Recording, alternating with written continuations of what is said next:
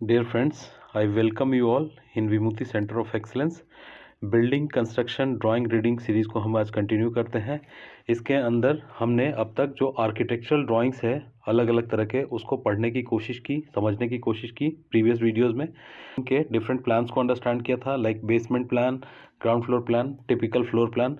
आज हम डिस्कस करेंगे टेरेस प्लान को। वीडियो में मैंने एक बहुत ही इंटरेस्टिंग टॉपिक को इंक्लूड किया है, that is best practice of drawing reading. Friends, if you are new on this channel, I humbly request you to please support and subscribe this channel. So let's begin. देख सकते हैं, whenever we read drawings for a particular floor of a building, what should be the best practice to be adopted by a civil engineer? यह practice आपको बहुत ही simple दिखेगा, but इसके बहुत ही dynamic results होते हैं ड्यूरिंग योर प्रोजेक्ट वर्क। तो ही और she should have a set of copy of the following drawings.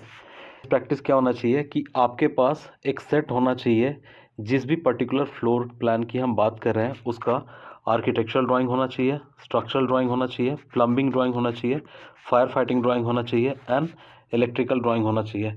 इन पांचों ड्राइंग्स की एक सेट बना के इस तरह से आपके पास एक रोल होना चाहिए and read all drawings together.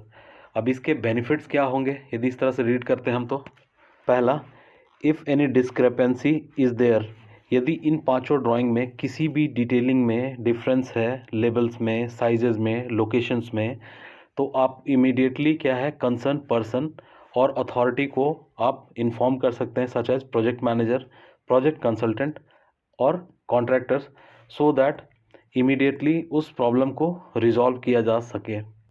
Means it is a timely and effective communication can be established. जैसा कि मैंने पहले सेशन में भी आपसे कहा था कि communication is a very very essential tool on A project work. Communication done with the right person, right place and at the right time, your job is done. तो ये थर्ड क्या है कि बहुत सारी एजेंसी एक ही पर्टिकुलर प्लान के लिए काम कर रहे होंगे, तो सबको क्या बोलते हैं, फ्रंट्स देने के लिए आप प्लान कर सकते हैं। साइड पे आप देखेंगे तो इसको बोलेंगे चाल बना के दो जी हमारा काम करने के लिए। मीन्स लाइक आप यदि प्रोजेक्ट टीम के सिविल पार्ट से हैं तो आप सर्विसेज के लिए, प्लम्बिंग के लिए, फायर फाइटिंग, इलेक्ट्रिकल, इस तरह के अलग एजेंसी के लिए किस तरह से फ्रंट्स बना के दे सकते हैं।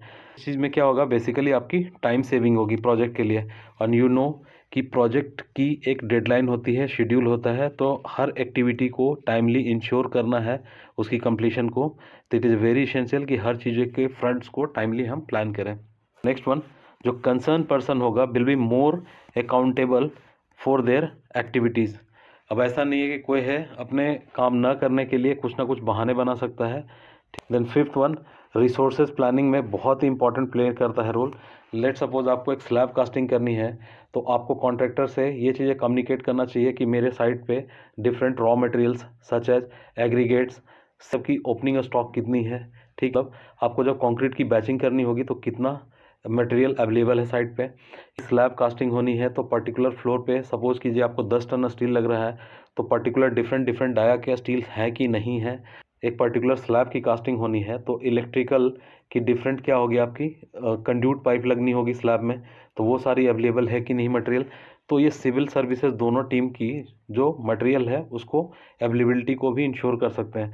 सी फ्रेंड्स, मैंने इस चीज़ को इसलिए कहा बिकॉज एक प्रोजेक्ट वर्क जो है ना, it is a team efforts, never it is a individual effort. Friends, साइटों पे मैंने बहुत बार सिविल इंजीनियर्स को ये कहते सुना है कि sir this is a part of plumbing, this is part of fire fighting, तो हम इस पर क्यों करें, वो अपना देखें आके। लेकिन फ्रेंड्स, मेरी एक बात समझिए, हो सकता है आप करंट सिचुएशन में as a project engineer civil के लिए काम कर रहे हो, लेकिन आप जैसे जैसे अपने प्रोफेशनल करियर में बढ़ेंगे, you would not be limited to knowledge of your civil part only. तो आपको प्रोजेक्ट की कंप्रिहेंसिव अंडरस्टैंडिंग होनी चाहिए। You should be well efficient reading and coordinating all this drawings very effectively and efficiently. तो इस so friends, यह एक तरह का बेस्ट प्रैक्टिस है साइट पे ड्राइंग्स रीड करने का, जो कि एक सिविल इंजीनियर को अडॉप्ट करना चाहिए। अब हम चलते हैं टेरेस प्लान पे। अब ये बिल्डिंग का टेरेस प्लान है। अभी तक जो भी डिस्कशन मैंने किया with related to architectural plan, तो हमने सेपरेट सेपरेट डिफरेंट कंपोनेंट्स को समझने की कोशिश की। Once I will finish with all this individual components, तो मैं इस सीरीज में ही एक वीडियो लेके आऊँगा जिसमें आपको एक पर्टिकुलर फ्लोर प्लान पे किस तरह से डिफरेंट ये पांचों ड्राइंग्स को साइमल्टेनियसली हमें देखने की प्रैक्टिस करनी चाहिए, वो मैं वीडियो आपसे शेयर करूँगा। अब इस टेरेस प्लान में जो इम्पोर्टेंट कंपोनेंट है उसको नोट करते हैं। अब ये स्टेयरकेस जो चला आ रहा था, fire staircase, common staircase, this is 2 lifts. आप ड्राइंग में ये आर्क पोर्शन देख पा रहे हैं, ये बिल्डिंग के टेरेस पे आर्किटेक्चरल फीचर्स है।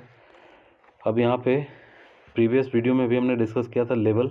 सबसे पहले तो बिल्डिंग की हाइट मेरी कितनी होगी, 44.955 metre which is less than 45 metre, जो कि मैंने वैल्यू इंजीनियरिंग पार्ट में बहुत अच्छे से इसका डिस्कशन किया है।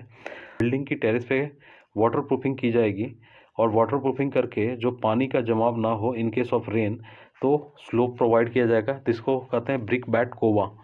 ठीक है, तो ये बाद में हम डिस्कस करेंगे सेपरेट वीडियो में।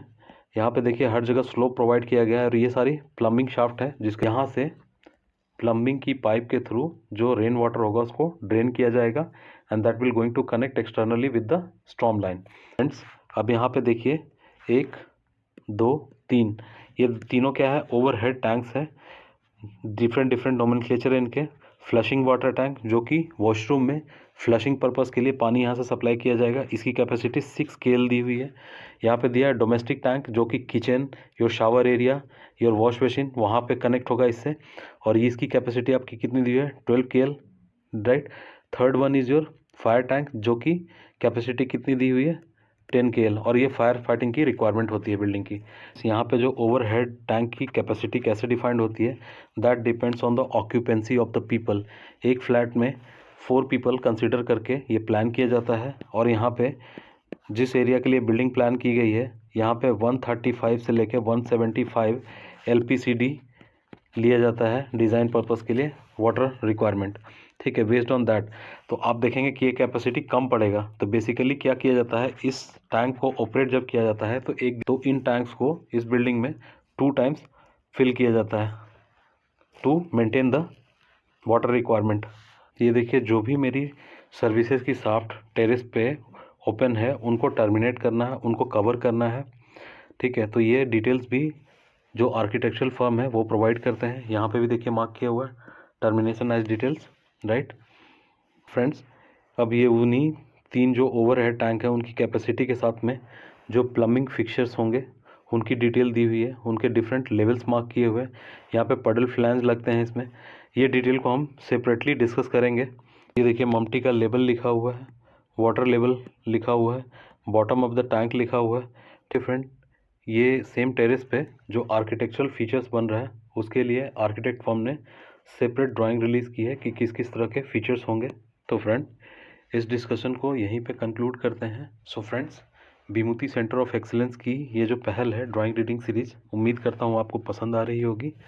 यदि आपका कोई सुझाव है या किसी टॉपिक पे आप डिस्कशन चाहते हैं, you can please comment or write email to me so that we can discuss.